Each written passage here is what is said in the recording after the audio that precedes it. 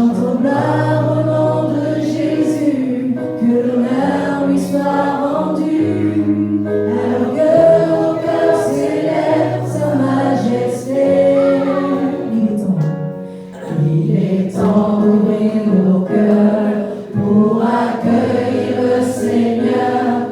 Il veut agir aujourd'hui et bénir chaque vie. Il est temps de lâcher prise, que la peur en nous se brise et que règne son amour, maintenant et toujours. Chantons haut, haut, haut, haut, haut, chantons, chantons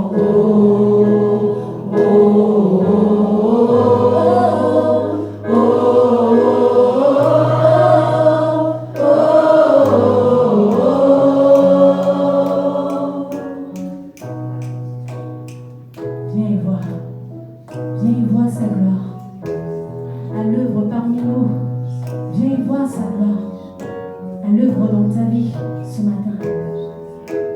Viens y voir sa gloire à l'œuvre parmi nous. Élève ta voix et par ton cœur il vient y voir sa gloire à l'œuvre parmi nous. Élève ta voix, prépare ton cœur, il vient.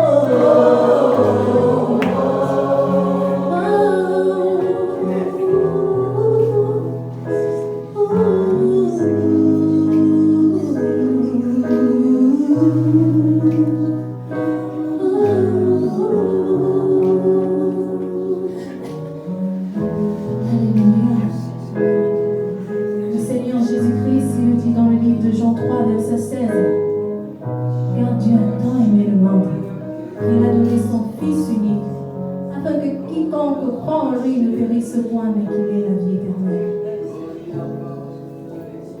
Alléluia. Le Seigneur Jésus-Christ nous aime. Il nous aime d'un amour inconditionnel. Alors il a envoyé son Fils mourir. Quel père peut faire cela? Il a envoyé son unique Fils mourir à la croix. Ce Fils qui a été flagellé, qui a été meurtri, qui a été battu, qui a été cloué, crucifié par nous à cause de nos propres erreurs. Mais il n'a pas cessé de manifester son amour. Cet amour qui n'a point de fin, qui n'a point de limite. Il nous aime.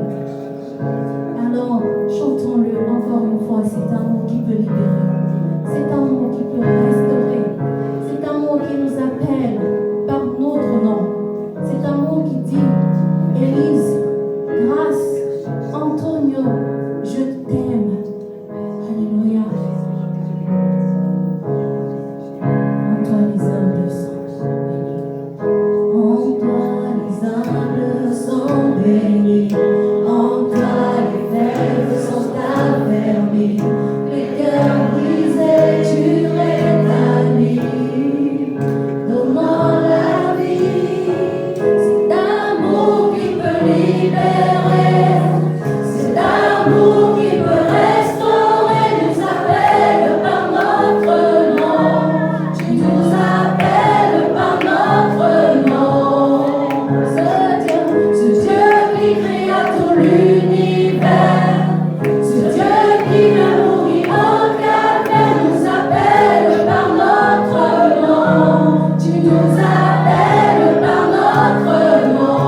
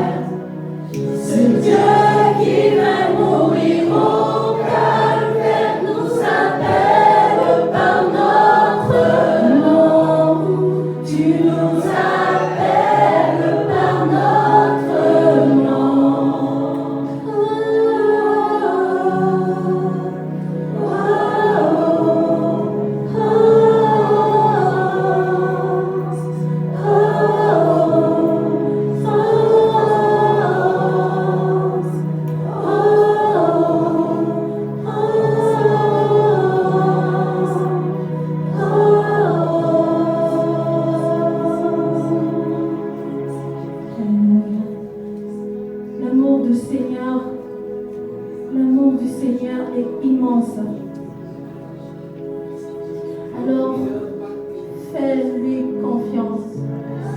Fais confiance à cet amour. Il ne t'abandonnera jamais. Jamais. Il le dit dans sa parole. Il sera avec nous tous les jours. Tous les jours. Tous les jours. Et il ne nous abandonnera jamais. Alléluia. C'est quand même que tu ne le vois pas, il est là. Il se manifeste dans les pires épreuves de nos vies. Alors fais confiance à cet amour. Jésus-Christ nous aime. Alléluia. Jésus, nous te couronnons, nous te proclamons roi. Tu es présent parmi nous. Tu es au milieu de nous en cet instant où tu manifestes ta grandeur, tu manifestes ta puissance. Alléluia. Merci Seigneur.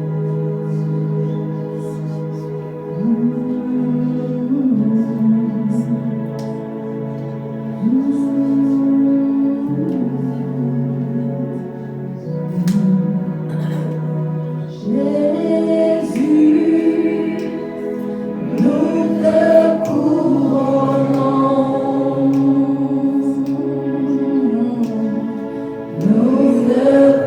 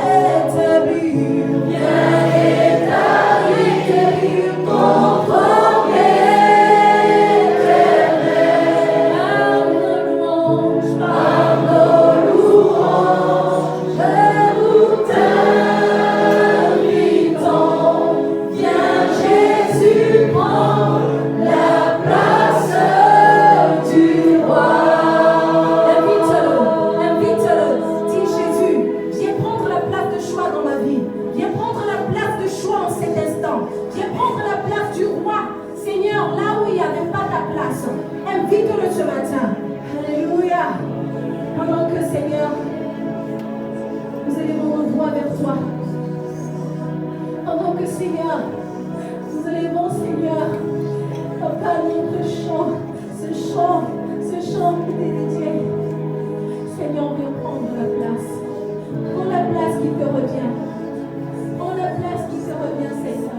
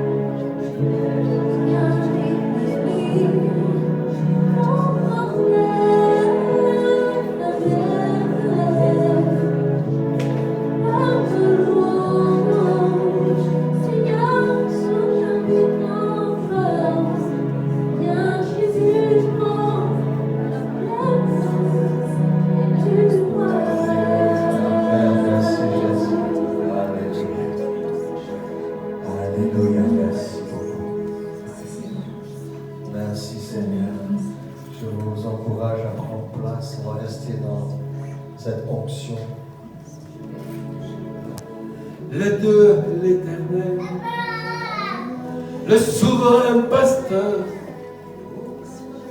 le berger de nos âmes, celui qui nous conduit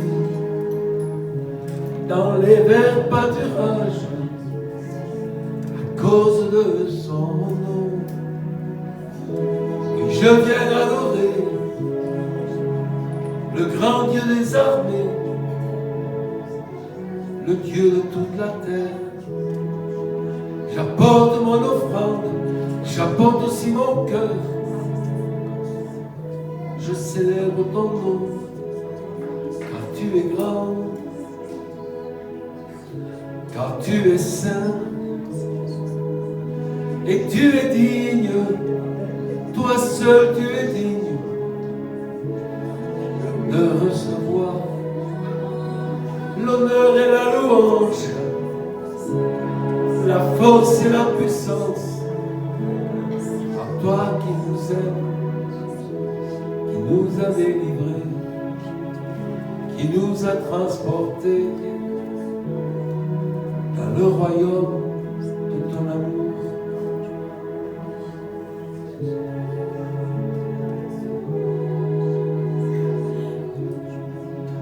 Avec tous les saints, avec tous les rachetés, avec les anges, les archanges, les chérubins, les séraphins, nous adorons l'agneau de gloire. Et ce temps de prédication n'est pas une coupure, c'est une extension de notre adoration. Celui qui nous aime, qui nous a lavé de nos péchés par son sang, celui qui est l'objet de notre amour, de nos attentes, de notre vie.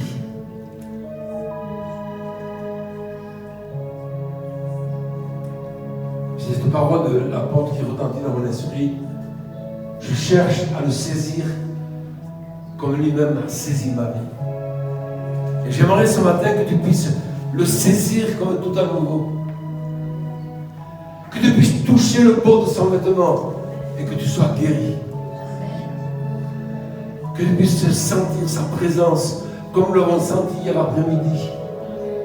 Et je crois qu'il y a quelque chose de neuf, quelque chose de nouveau, quelque chose de puissant que Dieu veut communiquer à nos esprits et à nos cœurs.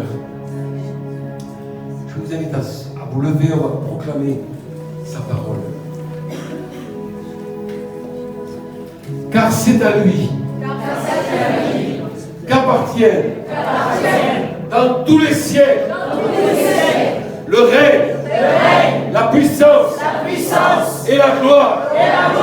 Car c'est à lui qu'appartiennent dans tous les siècles le règne, la puissance et la gloire. Amen.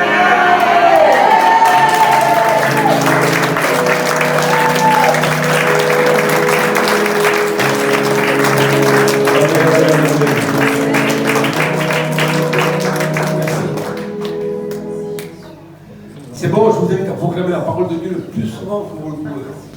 En voiture, en train, pendant votre sommeil, quand vous faites la cuisine, quand vous faites le jardin, quand vous allez au travail, quand vous êtes sur le lieu de votre travail, proclamez qu'il est Dieu, qu'il est Seigneur. Alléluia. Amen. Tout est basé sur un principe de foi. Sans la foi, il est impossible de lui plaire.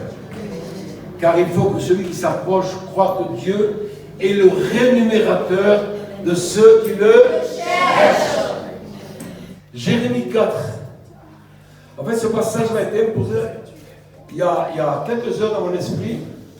Et alors que j'avais prévu notre message, il m'a dit: tu vas changer de message et tu vas donner un message qui parle du chant nouveau.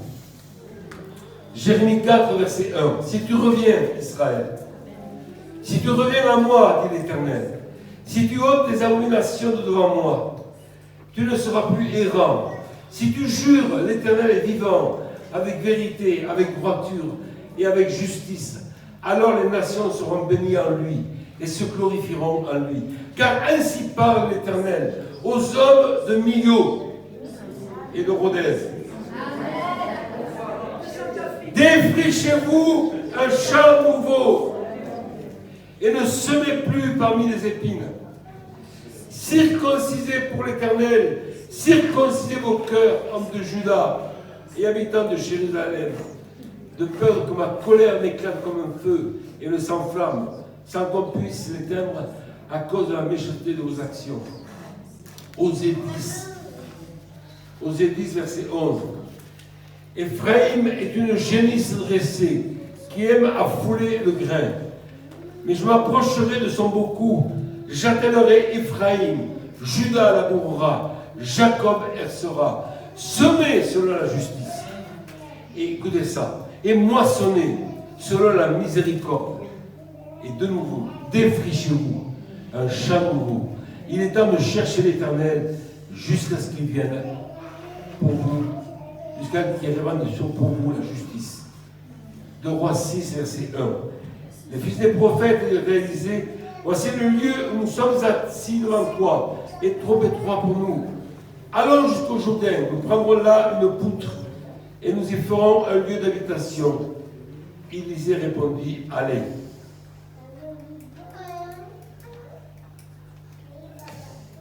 Le premier point que j'aimerais partager avec vous ce matin, c'est le fait que pour pouvoir entrer dans un champ nouveau, il faut quitter l'ancien.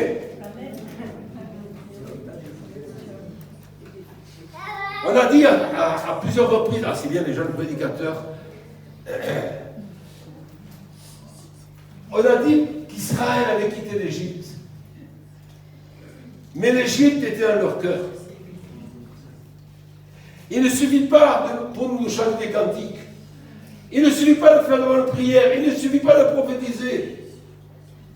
Mais quand Dieu dit défrichez-vous un champ nouveau, ça veut dire qu'il y a quelque chose d'ancien qui est appelé à disparaître, à être abandonné. Si tu ne quittes pas ce qui est l'ancien, tu ne pourras pas entrer dans ce qui est nouveau. Amen. Ça veut dire que Dieu va toucher ce qui est profondément ancré en toi. Ta culture. Par culture, je parle de la culture évangélique ou charismatique. ta façon de chanter, ta façon de prier, ta façon de parler, ta façon de présenter l'évangile. Un chant nouveau. Un chant nouveau. C'est-à-dire une culture nouvelle. Quelque chose qui n'a pas de précédent. Quelque chose qui n'est pas... Tu n'as pas de modèle. Le Seigneur dit à son peuple, avant qu'il aille dans le pays de la promesse, il lui dit, préparez-vous, car vous allez passer par un chemin par lequel vous n'êtes jamais passé. Donc ça veut dire que tout ce qui est viscéralement ancré en toi doit être secoué comme un prunier, vous savez. J'ai des abricotiers à la maison, alors tous les matins, les Sylvie à 5h30, on sortait pour chercher les abricots pour faire la confiture, les mettre au congélateur. Mais à un moment donné, les abricots, ils restaient toujours sur l'arbre. Donc j'ai pris l'abricotier, je l'ai secoué jusqu'à ce que le dernier abricot soit tombé. Et le Seigneur va faire les mêmes choses au milieu de nous. C'est pour ça qu'il y a une certaine sécurité. C'est pour ça que parfois, on a du mal à s'aligner, même parmi les anciens. Parce qu'on est en train de changer d'espace. Et l'Esprit du Seigneur est là pour nous dire, mais j'ai un chant nouveau pour toi. Mais il faut que tu quittes l'ancien. Ça veut dire que certaines sécurités doivent tomber. Ça veut dire qu'au lieu de parler comme une pie, tu vas commencer à te taire. Quand j'ai commencé à vouloir servir Dieu, et quand j'ai voulu être enseigné de lui, il m'a dit, André, tu vas commencer par te taire. Si tu ne te tais pas, je ne pourrai pas te parler. Parce que si je te parle, quand tu parles, tu ne vas pas comprendre et tu ne vas pas entendre ce que je dis. Notre culture française est une culture extrêmement riche. On est le pays de la poésie, le monde entier le dit. On est le pays du verbe, le pays du bien parler. On a engendré des poètes extraordinaires, des hommes qui sont enseignés dans le monde entier. Mais on a une maladie, c'est la parlotte. On parle à tort et à travers. Et dans la mention de la sphère dans laquelle veut nous amener Dieu, le Saint-Esprit de Dieu, il va commencer à te dire, tais-toi, fais taire tes pensées, fais taire ta culture, fais taire ton envie de prier. Ah bon? Oui, tais-toi. Moi, j'aime énormément la façon dont Dieu a préparé son peuple. Comment il a saisi Moïse. Vous vous souvenez ce que Dieu a fait? Il a appelé Moïse à monter sur la montagne. Combien de temps il restait Moïse avant que Dieu lui donne une seule parole?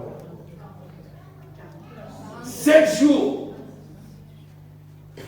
7 jours où Moïse était sous l'onction, mais où la parole de Dieu n'était pas libérée. Et il s'est bien parlé, garde de parler. Et le 7e jour, le Seigneur a dit, monte plus haut. Alléluia. Est-ce que tu serais capable? Je vous mets au défi. Je suis quelque peu provocateur, j'espère que vous le percevez, mais c'est pour la bonne cause. Est-ce que vous êtes capable de rester une journée sans dire un mot?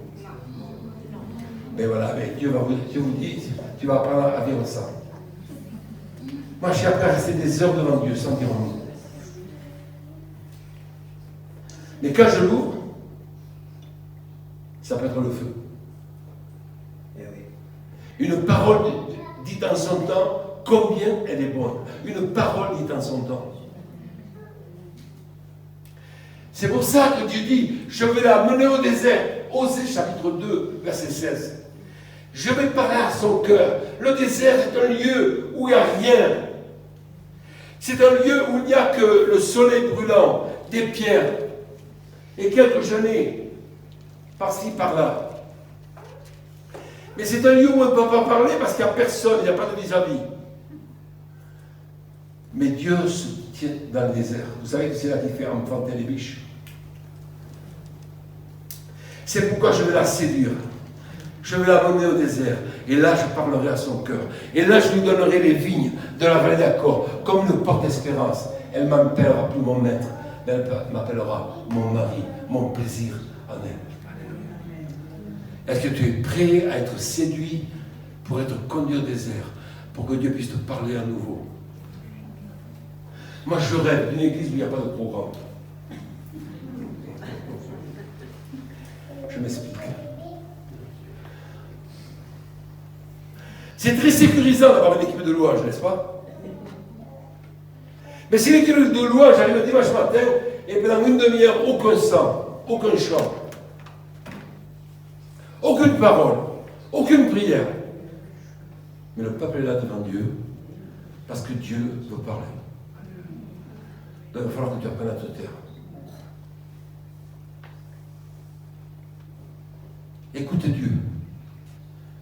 Demande de notre part un amour déterminé. Je te chercherai. Comme dira David dans le psaume 103, mon âme te cherche au point du jour, dans une terre altérée, sans eau. La puissance de la vie spirituelle de David, c'était cette recherche inassouvie de Dieu et de sa présence.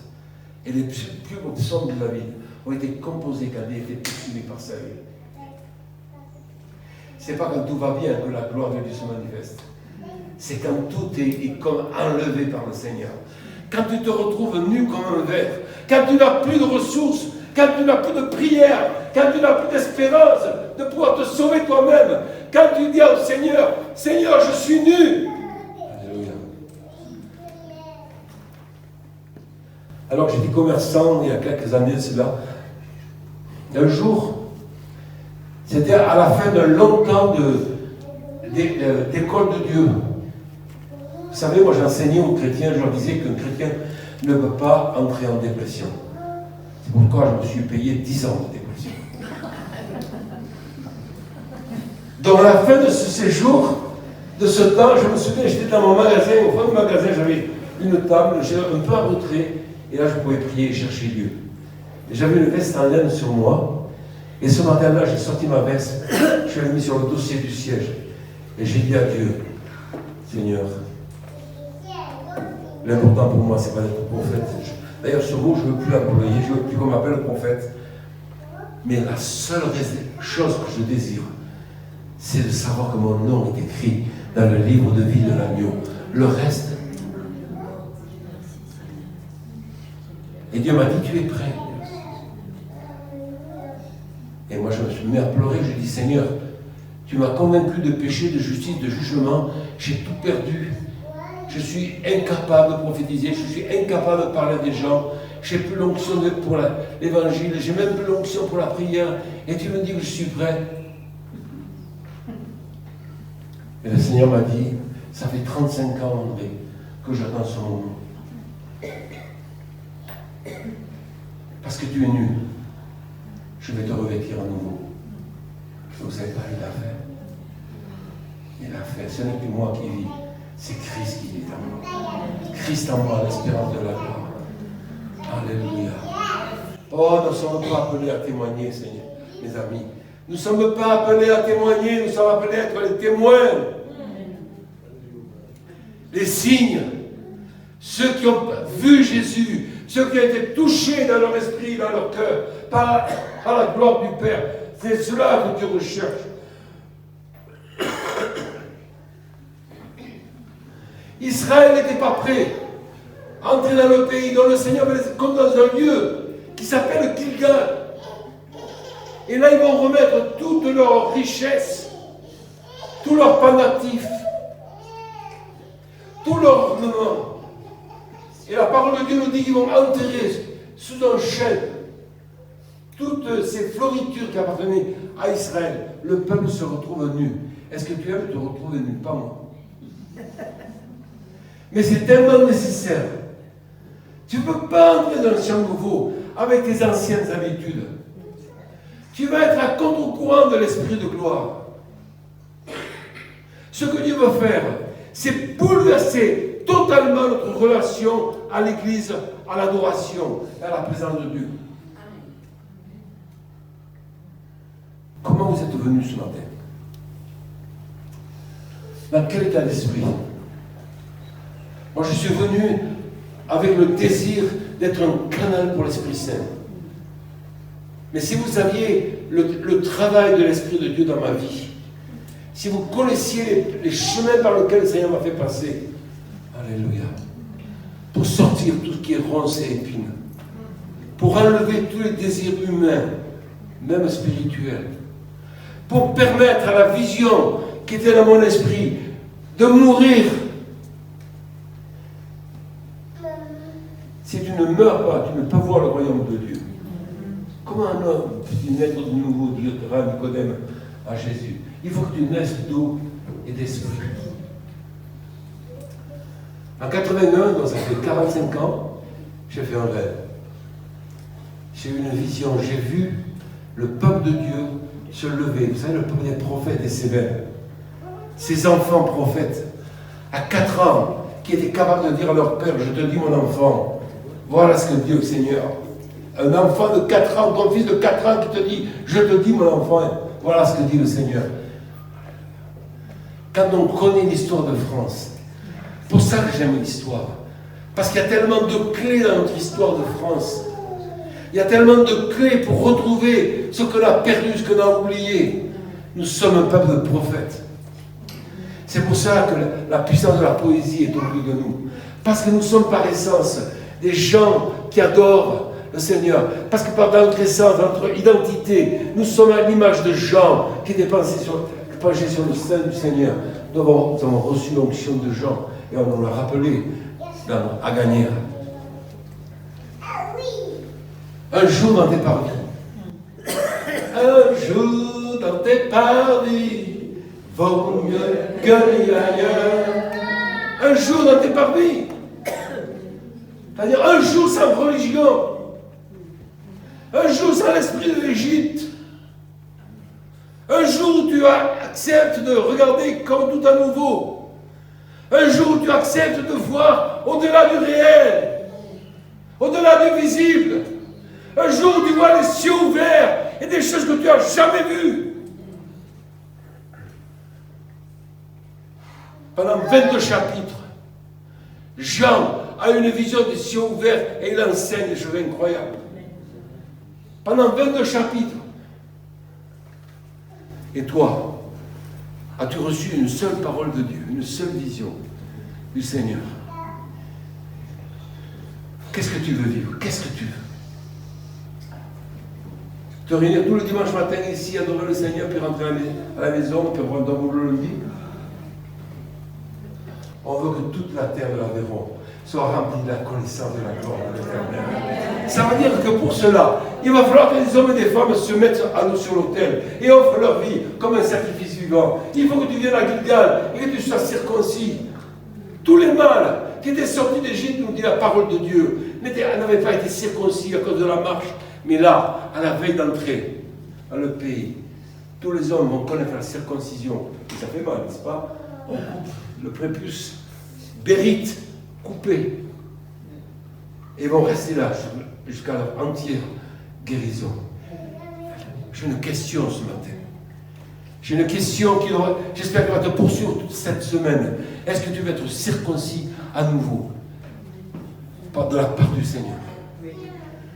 Ne réponds pas trop vite.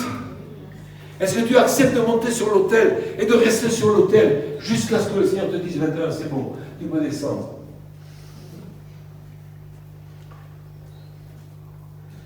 Vous savez ce qui se passe? L'Église est entachée à cause des scandales qu'elle a connus, qu'elle a traversés. Et l'Église de Millau ne fait pas exception.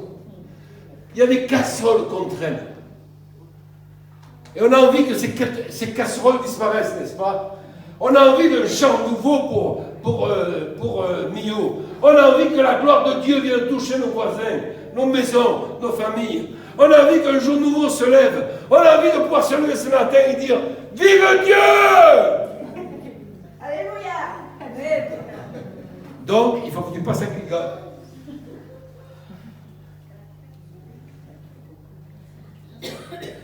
Gilgal, écoutez bien, c'est le lieu où Dieu roule l'opprobre. C'est le Seigneur qui le dit lui. Aujourd'hui, je roule l'opprobre de dessus toi. Alors qu'ils sont en train de souffrir dans leur chair, à cause de la circoncision, Dieu dit, je roule l'opprobre aujourd'hui. C'est quoi l'opprobre? C'est la honte. Il y avait tellement de honte sur ma vie, peut-être pas la vôtre, mais moi, ma vie, en tant que serviteur de Dieu, était entachée de honte. à cause de ce que j'avais fait autrefois, à cause de l'histoire de ma famille. C'est pour ça que j'ai dit, Seigneur, je veux vivre Gilgal, autant de fois que cela est nécessaire. Je veux que le nom de Jésus dans ma vie soit une démonstration de ta présence. Alléluia. Je veux vous dire aux gens qui me rencontrent, vous cherchez Dieu envers les mondes. Christ en moi, l'espérance de la gloire. J'ai connu des temps, je vous assure, je ne vous mens pas, où je disais aux gens, regarde-moi et tu vas être guéri. Et les gens me regardaient, ils étaient guéris à l'instant même. Alléluia. Parce que celui qui est en moi est plus grand que celui qui est dans le monde. Parce que celui qui habite en toi, c'est l'esprit du royaume. C'est le Seigneur de gloire. Qui te dit, tu n'es pas un ministre, tu n'es pas un membre de seconde zone. Tu n'as pas besoin de prier pour me plaire. Tu as simplement à te laisser aimer. Mais que c'est difficile de se laisser aimer. Vous aimez qu'on parle de vous? Moi, je suis sur les braises, chaque fois qu'on parle de moi, chaque fois qu'on me présente là, en plus comme un prophète, je dis, Seigneur, c'est la croix chaque fois. Mais je suis libre, je suis mort moi-même, pourvu que Christ puisse remplir ma vie et passer par ma vie, pour que plusieurs soient sauvés. Alléluia. Alors qu'importe l'opprobre, qu'importe la honte, Seigneur, je veux connaître Gilgal. Circoncis-moi, Seigneur. Circoncis ma bouche, circoncis ma langue. Amen. Je vous mets au défi, demain matin, rien que demain matin, pas une parole, simplement un esprit de louange et d'adoration. Vous passez la matinée, pas une parole. Bon, vous répondez à votre patron. Vous comprenez ce que je veux dire? Vous faites taire vos pensées. Vous faites taire vos cœurs. Moi, j'entends souvent le Saint-Esprit me dire, André, tais-toi. Si tu veux que je parte, tais-toi. Merci pour Gilgal. Quand ils sont sortis de Gilgal, c'était un peuple nouveau. Donc, pour entrer dans le nouveau, il faut que tu quittes l'ancien. C'est un nouvel enfantement. Gilgal est un lieu de transition. C'est un lieu où il est prononcé cette parole, sainteté à l'Éternel, vous qui portez les vases de l'Éternel. Il y a un désir ardent de Jésus. Il y a un désir ardent ce matin. C'est de faire de vous des signes et des prodiges. C'est de faire de vous des témoins.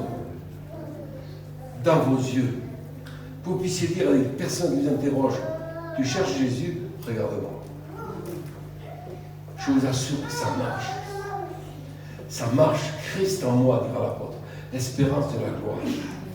Christ en moi, c'est de la dynamite. Dynamis. Dynamite. Puissance.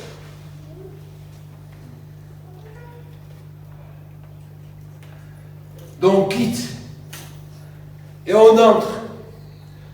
Mais le terrain sur lequel on entre est une friche. C'est le deuxième point important ce matin. Ça veut dire qu'il n'a pas été cultivé, il n'a pas été préparé. C'est un champ nouveau. C'est l'histoire que j'ai lue lorsque le prophète reçoit les fils des prophètes qui lui disent ce lieu est trop étroit pour nous. Vous ne sentez pas que ce lieu est trop étroit pour vous? Tant sur le plan physique que sur le plan spirituel. Qu'est-ce que vous voulez vivre? Mais de quelle église vous rêvez? Qu'est-ce qui vous fait envie? Êtes-vous résolu à passer votre vie, le reste de votre vie, métro, boulot, dodo? Non. Moi j'aime l'action, le feu. J'aime le mouvement. J'aime quand Dieu me dérange.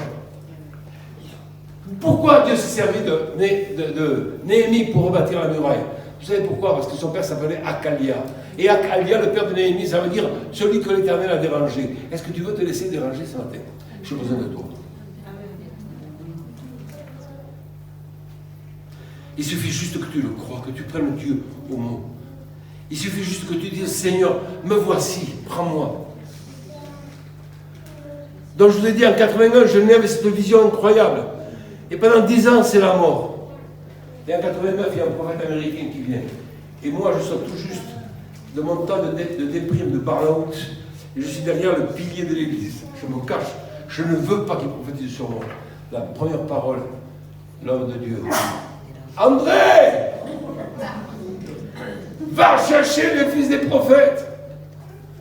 Et moi je me mets à pleurer, je dis non Seigneur, j'ai lamentablement échoué, ça va coûter 10 ans de dépression et de mort. Qu'est-ce que je vais encore aller chercher les prophètes? Un an plus tard, le même prophète revient. Et je suis encore caché derrière un pilier. Et de nouveau la même parole prophétique. André, lève-toi, va chercher le fils des prophètes. Et à ce moment-là, j'ai dit, Seigneur, par 2 fois, tu me dis la même chose.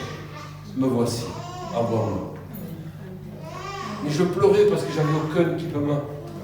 Je pleurais parce que j'avais aucune expertise devant moi. Je pleurais parce que je me sentais tellement minable, tellement petit, tellement léger, tellement inconséquent. Mais l'Esprit du Seigneur m'a dit, je ne cherche pas des gentils, je ne cherche pas des hommes intelligents, je ne cherche pas des hommes capables, je cherche des cœurs. Trouver les cœurs dans l'assemblée de la source. Des hommes et des femmes qui vont dire, Seigneur, me voici avec mes faiblesses. Moi qui radote, Seigneur, tu sais que je suis une personne qui radote. Seigneur, bouge-moi, touche ma langue, saisis-moi, fais de moi ton serviteur. J'ai accepté le défi que Dieu me proposait. Vous ne savez pas, j'ai vu l'œuvre naître après ce moment-là.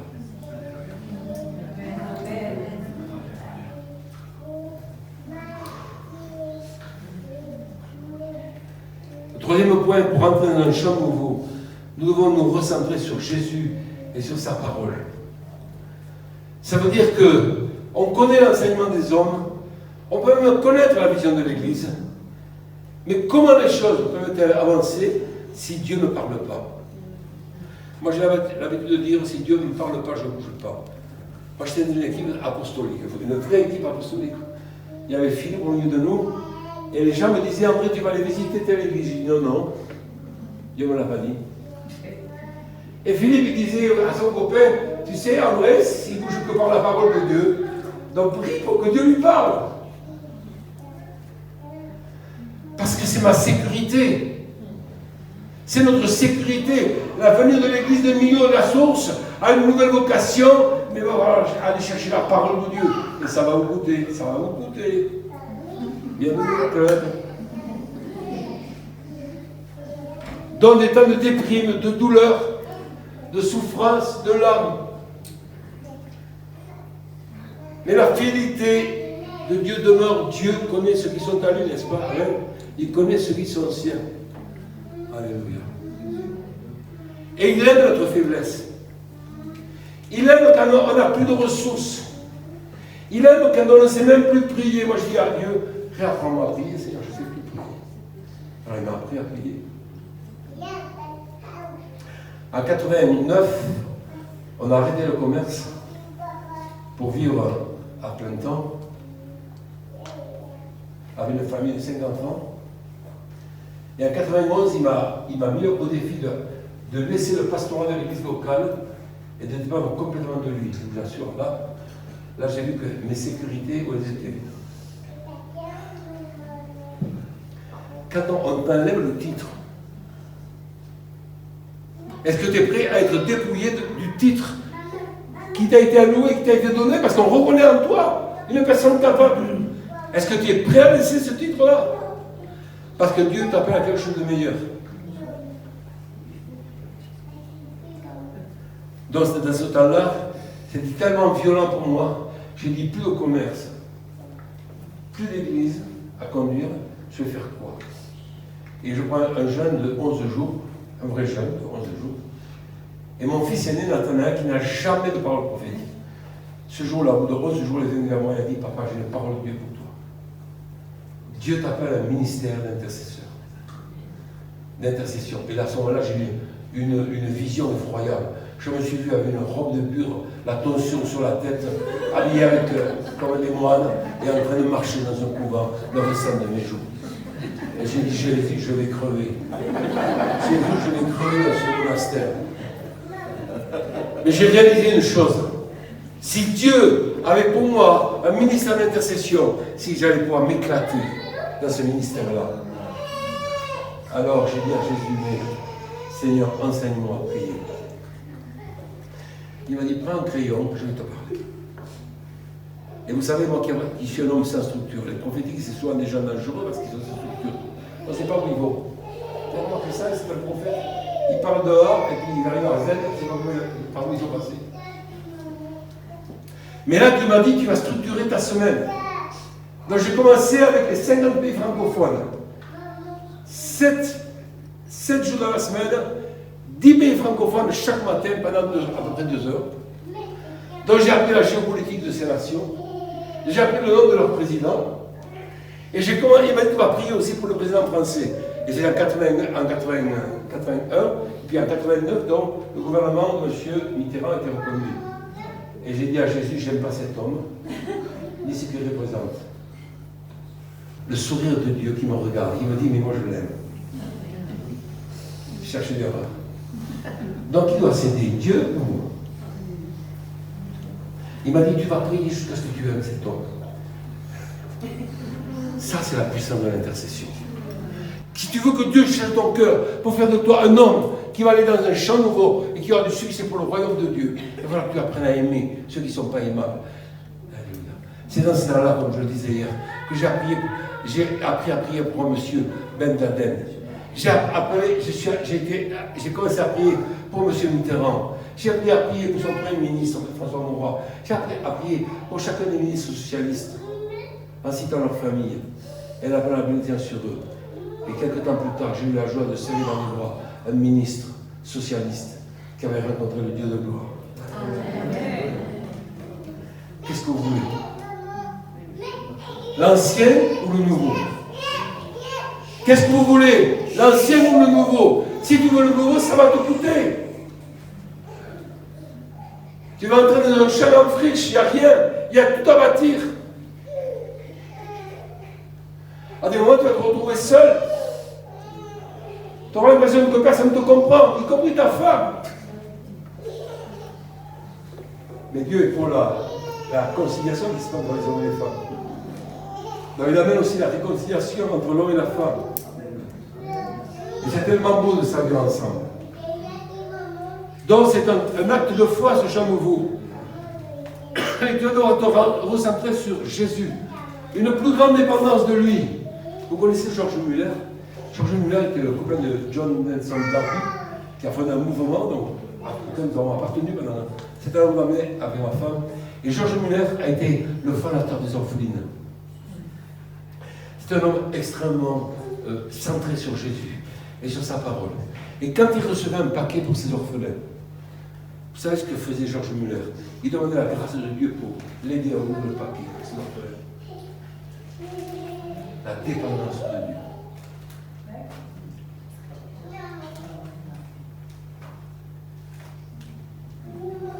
Qui est Jésus pour toi? Est-ce que Jésus est vraiment le centre de ta vie? Qu'est-ce qui est le plus important pour toi? D'être dans l'abondance relative, ou d'être dans la pénurie, mais avec le Dieu de gloire qui se tient à côté de toi. Un jour dans tes mains valent mieux que 1000 ailleurs. Alléluia.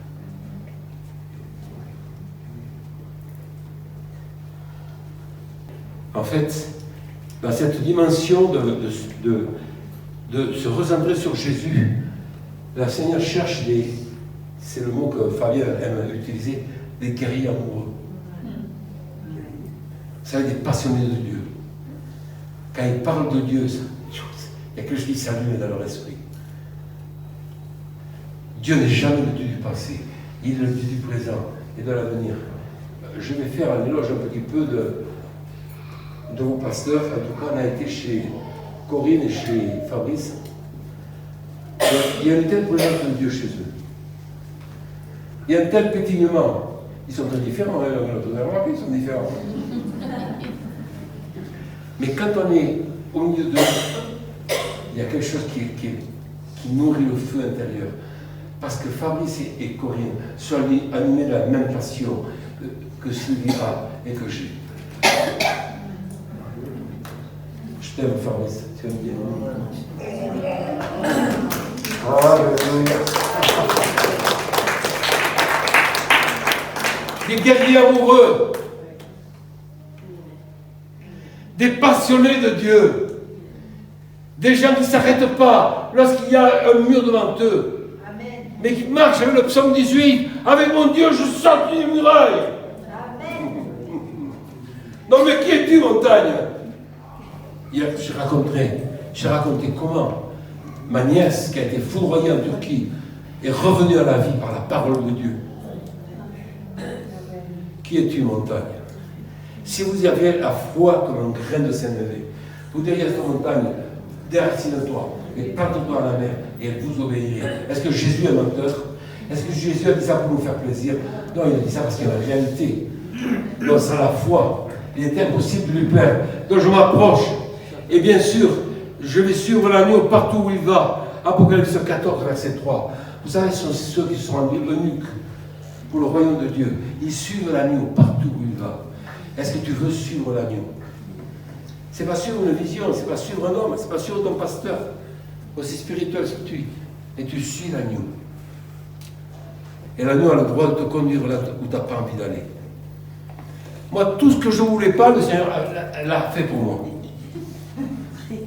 Jean 21, un jour, le prophète est venu vers moi et il m'a dit, André, tu vas vivre ce que Pierre a vécu.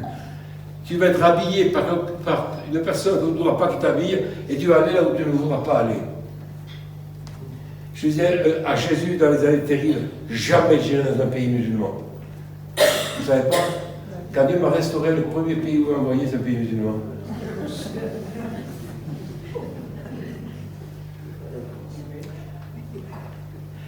Si tu connaissais le don de Dieu, si tu connaissais le pouvoir de sa parole dans ta vie, si tu savais qu'il n'y a rien d'impossible à Dieu.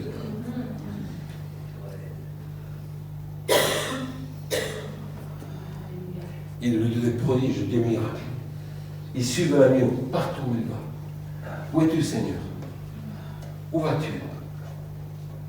Il y a des moments dans notre communauté, il n'y a pas de parole, il n'y a pas de chant, il n'y a pas de prière, mais tout le monde cherche l'agneau. Et j'aime ces temps-là, ces temps sans programme, ces temps où le Seigneur est roi, où le Seigneur dirige. Et je vous assure, quand il commence à parler, le feu qui descend au milieu de nous. À toi la gloire, Jésus. Merci pour les guerriers amoureux de Millau. Le 7e point, je vais terminer.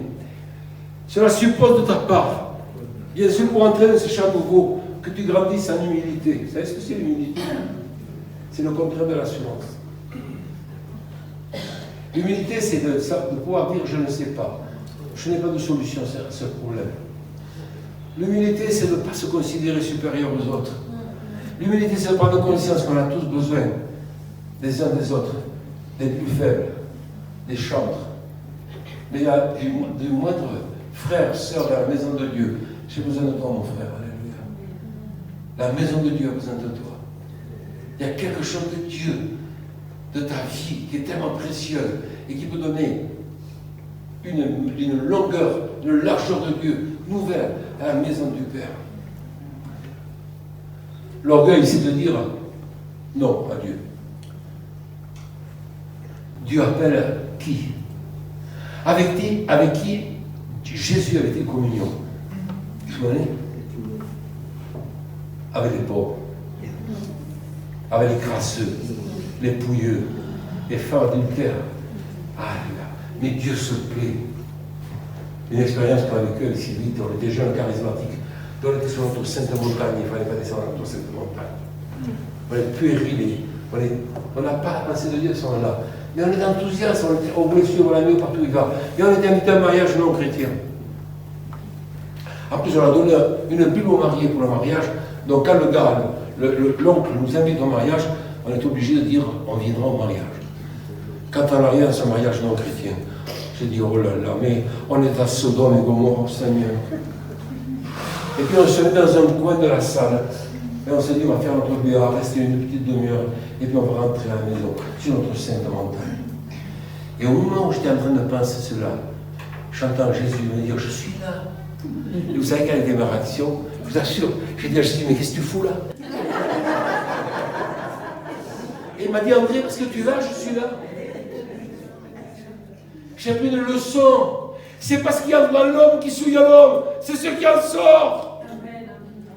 Les pécheurs, les pouilleux, les crasseux, les drogués, les déshérités, les pervers, les narcissiques, ils ont besoin de toi, ils ont besoin d'être aimés, ils ont besoin de sentir l'amour du Père.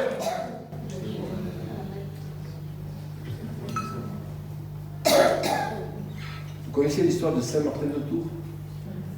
Ce gars qui avait un ministère de guérison incroyable, c'était un saint catholique, mais un homme très facile. Un jour, il arrive à Paris, dans son carrosse, et il voit un lépreux à la porte, à une des portes de Paris, et il dit, cocher, arrêtez-vous. Il descend de sa carriole, et il se précipite à embrasser le lépreux. Et le lépreux guérit. C'est là qu'il prend son manteau et le donne au lépreux. Une nouvelle église, un chant nouveau, où on va pratiquer des actes de justice. Un chant nouveau dans lequel on va être mis au défi de nous intégrer au lieu de fuir. Seigneur, que ton règne vienne. Ça veut dire que fais de ma vie un instrument qui va irriguer, qui va irradier de la puissance du royaume qui est en toi, au travers de ma vie. Seigneur, ne reviens pas avant qu'ils soient sauvés. La fuite, que nenni. On veut que le royaume soit manifesté. On veut que les alcooliques reçoivent le salut. On veut que ceux qui sont loin de Dieu et qui n'ont plus d'avenir retrouvent l'espérance. Est-ce que tu vas entrer dans ce champ nouveau? Je vais faire l'appel tout à l'heure. Et ce champ nouveau, c'est un lieu de miracle. Amen. Vous vous souvenez, ce lieu est trop étroit pour nous. Ils vont au Jourdain, ils coupent du bois, et il y a un des prophètes qui perd le fer, qui tombe dans l'eau. Il dit, ah là là, il était emprunté. Et le prophète, il prend un bois, il le jette, il surlâche le fer. Il lui prend l'eau.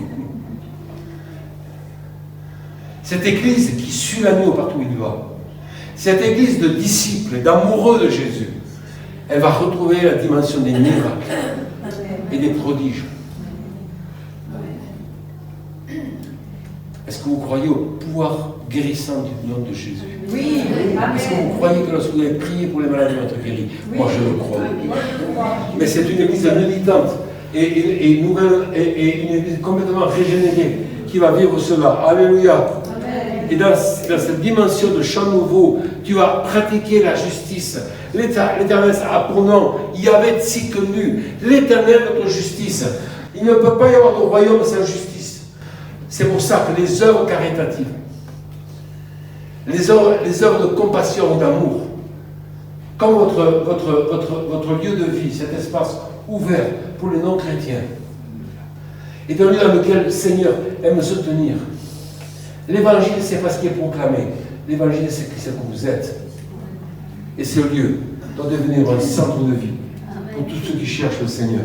Amen. Amen. Et puis le dernier point que je partage avec vous, j'arrête, c'est que ce chant nouveau est un lieu où on doit exercer la miséricorde, c'est-à-dire être à la grâce. Vous vous souvenez du disciple qui demande à Jésus, c'est Pierre, bien sûr. Jusqu'à quand je vais pardonner à mon frère, Seigneur? Avec qui il avait une condamnation? Vous allez chercher entre les lignes, hein, avec qui il avait une condamnation, Pierre? Vous savez, celui qui était penché sur le sein de Jésus. Ça l'énervait au plus haut point, Pierre. Je crois qu'il y avait une condamnation entre Pierre et Jean. Et pourtant, Jean la porte de l'amour. Celui qui aime, alléluia, qui donne sa vie, qui est plein de grâce. Je ne te dis pas de pardonner 7 fois, mais jusqu'à 77 fois, 7 fois, dans la journée. La miséricorde, c'est faire grâce. Et c'est de ne pas retenir l'offense. Est-ce que tu as été blessé dans la maison de Dieu? Moi, je vais vous dire, j'étais blessé plusieurs fois dans la maison de Dieu. Mais j'ai appris à faire grâce. À pardonner. À pardonner et encore pardonner. Parce qu'il n'y a que comme ça qu'on peut vivre. Parce qu'à la maison de Dieu, c'est vraiment une maison où il y a des blessures. Mais pour autant, je vais rester. Et je vais faire grâce à celui qui m'a blessé. Et même je vais le bénir. Et tu vois comment l'Esprit de gloire va venir pour te réconcilier avec celui qui t'a blessé. Est-ce qu'on peut se lever? Vous avez compris qu'il y a un défi dans cette journée. Il y a un défi pour vous, il y a un défi pour la maison de Dieu, pour l'église de la source.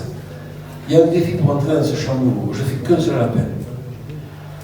Quels sont ceux qui désirent entrer dans ce champ nouveau, avec toutes les conséquences que ça a, alors quittez votre place et venez devant. Ne soyez pas pressés de venir, ça va vous coûter cette dimanche. Ça va vous coûter des larmes, ça va vous coûter des moments de repentance, ça va vous coûter même des déchirures familiales. Mais suivre l'agneau partout où il va amener une joie dans vos cœurs. Avancez beaucoup plus près. Seigneur, et tous ceux qui sont venus devant, l'apôtre nous dit, offrez vos corps comme un sacrifice vivant, ce qui sera de votre part un culte raisonnable. Alors je vais vous demander encore de faire un acte prophétique. Mettez-vous à genoux.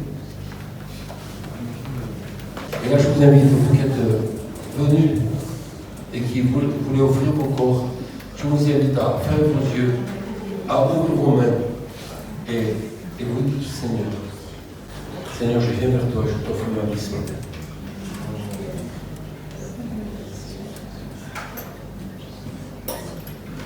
Je t'offre tout ce que je suis, tout ce que j'ai. Seigneur, je renonce à moi-même. Et je veux faire ta volonté. Seigneur, conduis-moi là où je sois. Je sais que c'est une voie éternelle. Et je ne suis pas dans la crainte. Seigneur, permets-moi de connaître ce champ nouveau. Maintenant, par le Saint-Esprit. Amen. Amen. Alors, laissez descendre l'onction royale sur vous. Plusieurs mois de visiter, il y a des anges là qui sont ici.